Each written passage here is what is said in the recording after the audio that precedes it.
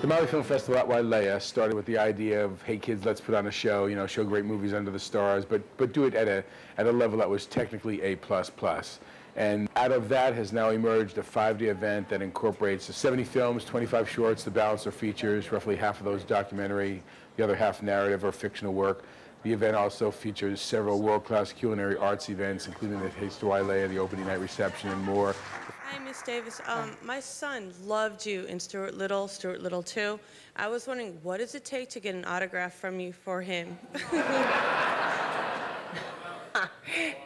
I think just a pen and a piece of paper, really. This is a perfect award because as you get older, you can also use it as a filter. You put it like this, and you don't see. It's like when Doris Day, remember those great movies? Doris, they'd cut to Rock Hudson, he'd be clear, and Doris Day, where did she go? She disappeared. They shot her through things like this. So, you know, in addition to being a world-class film festival, because of where we are, and because the resort, you know, based at a resort known for the quality of its visitor experience, we really wanted to integrate that as much as we could as well into people's experience of the festival. Have you ever shot a movie here in Hawaii? No. Oh. But I lived here when I was 5 and 6 years old. Oh, I lived in Lanikai. It was one of the best times of my life. These men would come up and just pick us up in the street, just pick us up and throw us on their shoulders. And they would go, oh, I don't know about this. I don't know about this. And he'd go, no, it's okay, it's okay. And we'd go, and he'd stick us in huge, big, long outrigger canoes. And over there, you know, that's the Ponzai pipeline over there. I mean, they're big ones. And they would take us out, singing all the way, and then they would bring us back in. And it was just magnificent. And then I'd run home and say, Dad, is this okay? And he'd say, you can trust these people. That's great. And I could trust these people. And I can't say that about everybody. Maui is its own festival. It's more laid back, and it actually, I think it's more of a celebration than a, you know, there's not a lot of schmooze going on. It's just a lot of great conversation. Last night I was having dinner at the hotel by the beach, and I saw that there was a Buster Keaton movie being shown. Stumbled down to the sand and found myself watching a Buster Keaton movie, you know, under the stars. I thought, this is fantastic.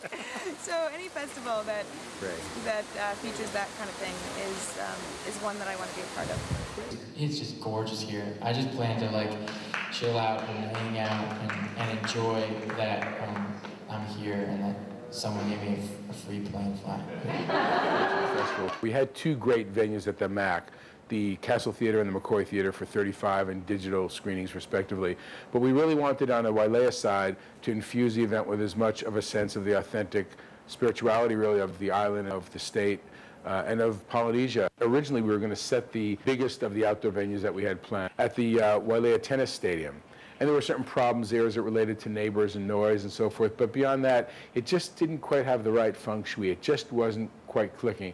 And I went to the Telluride Film Festival, which if people have been there know, certainly at least know that the town is at the end of a box canyon, and it's a jaw-dropping experience when you finally pull into Telluride to see where this place is located. And it made me realize that the tennis stadium had too much human artifact around it. It just wasn't going to be a, oh my God, kind of an experience for people.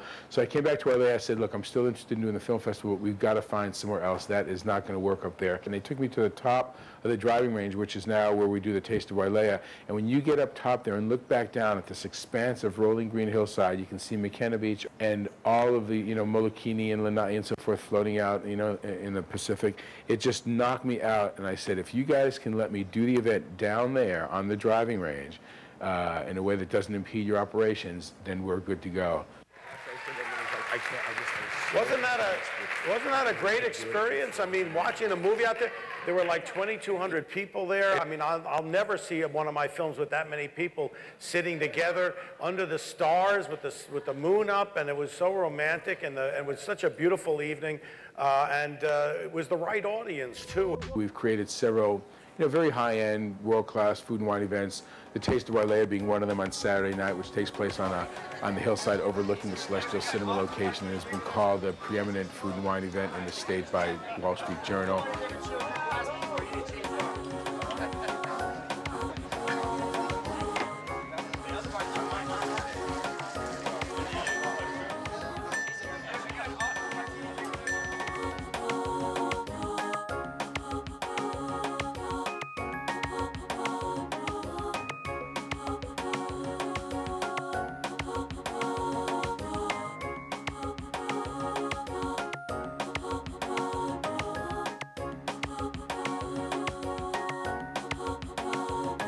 In addition to being able to see great films and have a one-on-one experience with some of the sort of luminaries in the film industry at the event in Wailea in June, we generated about $12.5 million worth of economic activity last year as a result of the festival's attendees, and also generated a value of roughly $4.4 million in media attention for the festival, which is a significant return on investment for the county and state. So we're happy the numbers are that strong. We hope they stay that way.